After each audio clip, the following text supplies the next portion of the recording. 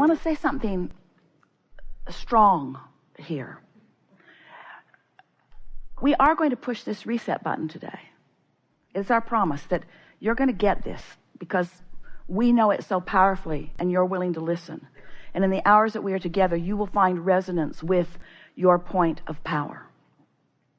But we want you to know that it only lasts a day, because tomorrow you have to get on that high-flying disc again.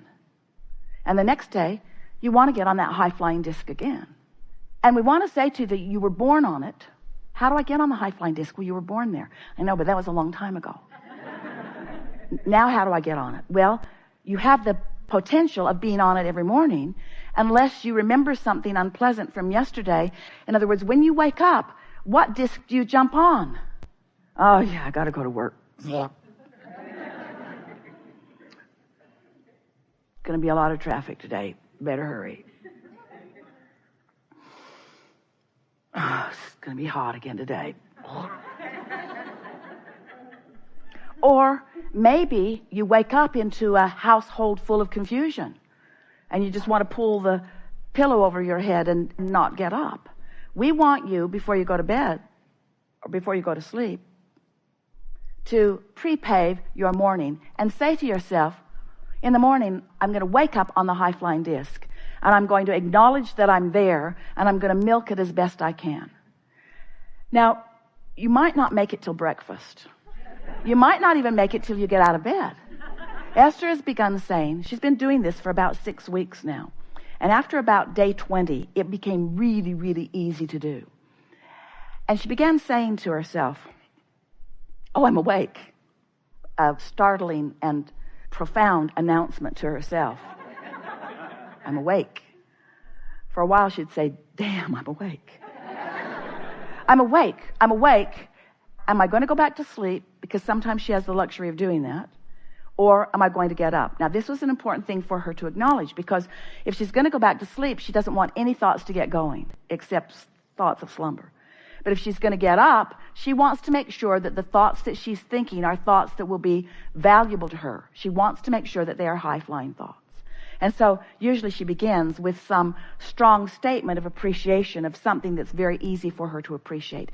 It doesn't take much. It only takes 17 seconds in order to begin your day. You've been saying for a long time, or maybe they've been saying for a long time before you got here, or maybe none of you have ever said this before in your life. Getting out of bed on the right side, or getting off on the right foot. That's what we're really talking about. Establishing your vibrational point of attraction first. Because we want you to understand that if you choose it first, it's so easy to get that positive momentum going.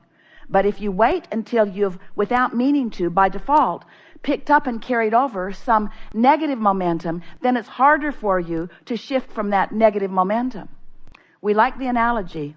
Esther remembers so vividly her first seeing of the streets of San Francisco. She could not believe it. Standing there in real life person at the top of that hill and realizing that cars actually drove down and up those hills. She couldn't believe it. She thought it was madness. Imagine your car's at the top of one of those hills. Your parking brake is off. Your car is out of gear. And just for fun, you decide to teach yourself a lesson about momentum. So you nudge your car from the rear, and then you realize that it's beginning to move, but you catch it in the early stage because you were not really wanting to teach yourself the whole lesson, just a little bit of the lesson, and you step right out in front of the car and it bumps up against you and it stops because the momentum was so slight that it did not take much to slow that momentum. But can you imagine what it would be like? Don't try too hard to be at the bottom of that hill stopping that momentum. That momentum would carry you into unwanted experience. And that really is what we want to talk about, momentum, because law of attraction is the perpetuator of momentum. But you get to choose the direction of your momentum. And most of you are not doing that deliberately. You're just letting conditions that surround you that you might be observing be the reason for the momentum getting going. And then law of attraction just keeps it going until you hear someone like us say you create your own reality, and you say, that can't be true. If I really got to create my own reality, I would create a different reality, Abraham. And we say, you may very well, want to create a different reality, and you absolutely have the ability to do it, because there is nothing that you cannot be or do or have. You have the ability to get the momentum going. You have the ability to keep the momentum going. You have the ability to know when the momentum is in the direction that you don't want. You have the ability to slow unwanted momentum. You have the ability to speed wanted momentum. You have the ability to do all of it. You've just got to understand how you do it. And you have to understand momentum. We think you understand momentum, don't you? Acknowledging the high-flying disc and deliberately staying there and beating the drum of it and practicing it through the day. Even if you fall off, you will. Even if you fall off, get on again. Even if you fall off, tomorrow get on. Even if you fall off, tomorrow get on. Until eventually Esther said, Abraham, I refuse to accept that I have to wait until tomorrow to get back on the high-flying disc. You've given me too many tools. I like it on the high-flying disc. I'm going to be on the high-flying disc. I don't care what it takes to be on the high-flying disc. Even if I have to feel good, I'm going to be on the high-flying disc. And after a while, it just becomes such a steady point of attraction that you begin to feel like the invincible creator of your own reality that you are. Because you are the creator of your own vibrational offering. Because you have guidance to let you know. You have guidance to let you know. So there are two ways of knowing what disc you're on. First is how you feel. Next is what's manifesting around you. Those are the indicators. So this message is not about scolding you about being on anything other than the high-flying disc.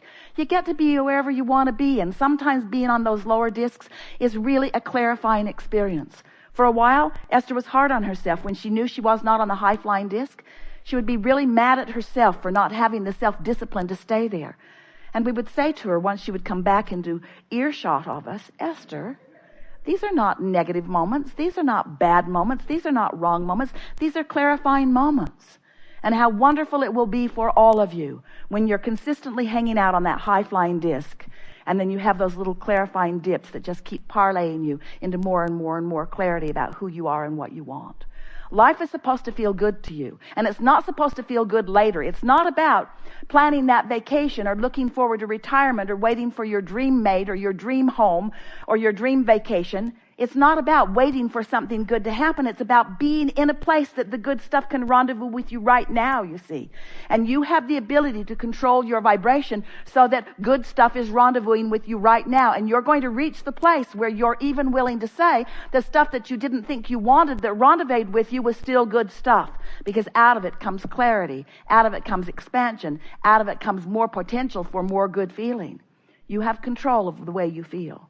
Therefore, you have control of everything that comes to you. Therefore, you are the creator of your own reality. We just want it to be fun along the way. Esther began writing, I'm having fun on my way to that. Because she discovered that was a big piece. Because if you want to be someplace that you're not, and you're aware that you're not, in your awareness that you're not where you want to be, what do you feel? Negative emotion? And if you're feeling negative emotion, what's your point of attraction?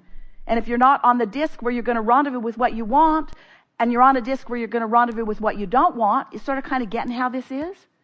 But what if you don't have yet in manifested form what you want, but you're having fun on the way to what you want? If you're having fun on the way to what you want, then what disc are you on? If you're having fun on the way to what you want, then you're on that high-flying disc. And then on your way to what you want, you're having a whole lot of fun with a whole lot of other things that you want too, you see. But if you're bummed out about not having what you want, then what disc are you on? And if you're on that bummed out disc, there's grumpy and happy and sleepy and bummed out. So if you're on that disc where you just don't feel good, then what is your point of attraction? What's your emotion telling you? What's disappointment telling you that you're headed toward? You see. So do you like knowing that you can control the way you feel? Do you believe that you can control the way you feel? And do you hear us when we say your best chance of controlling the way you feel, of controlling your vibrational output, is by starting in the morning when the momentum is slow and then getting it going in the direction of that which you're wanting. So here you are amidst contrast. But contrast is for clarification, not to beat you up. And the reason that sometimes it feels to you like the contrast of your life is beating you up is because you have not learned to manage your own vibrational relationship with that broader part of you. Some of you would say, well, if Source is so smart and source is, then why isn't source managing the contrast between us better? And we say, because you have the free will to sift and sort and choose and offer vibrational frequencies. You are a transmitting and receiving mechanism, first and foremost. So when you think a thought, you have the right to think that thought. Law of attraction will bring things like that thought to that thought. Within 17 seconds of you focusing on something, another thought like it joins it. And that's momentum. You hold it for another 17 seconds in that thought vicinity, and another thought joins it. More momentum. By the time you cross the 68-second mark, there is enough momentum in your thought to establish your point of attraction. And that really is what we want to talk about all day, every day with you. We want to talk about your point of attraction. And what your point of attraction means is you and what you're emanating, and therefore what law of attraction is bringing back to you. That's all that it means. Your point of attraction means everything, because your point of attraction is you letting in or not letting in, you allowing into your experience things that are a vibrational match to your habit of vibrational offering. Most people have no awareness of their own vibrational offering. A belief is just a thought that you keep thinking. A belief is a vibrational offering. So if when you were born, your parents were feeling money shortage and they spoke it to you on a pretty regular basis, before long, you began to believe their belief. Now, the reason that you began to believe their belief is because they demonstrated their belief all day, every day. Because they believed in not enough money, they did not have enough money. So you weren't making it up. You weren't just picking some unwanted thing out of the air and making it your belief. They believed it, they demonstrated it, you observed it, then you began demonstrating it. So you created the reality of the belief. But it didn't start out as a reality for you. It started out as someone else's reality, which you then observed. In the early days of Esther interacting with us, Esther and Jerry, they would say to us, but mostly Esther, Abraham, I know you don't think that I should be thinking about this or talking about this or watching this on television, but it is true. And since it is true, doesn't it deserve some of my attention? And we said, you have the free will to give your attention to anything that you desire. And there is nothing that is off limits. There is nothing that will go wrong. But it is of advantage to you if you understand that whatever you are giving your attention to, you will eventually make your reality. You will make it your truth. So it isn't that there are things that are believable that you then believe only. While that is true, there are things that are happening that as you focus upon them become your beliefs. It is that you are the creator of reality and your beliefs are what are creating your reality. And so we just want to say that a belief is just a really practiced thought.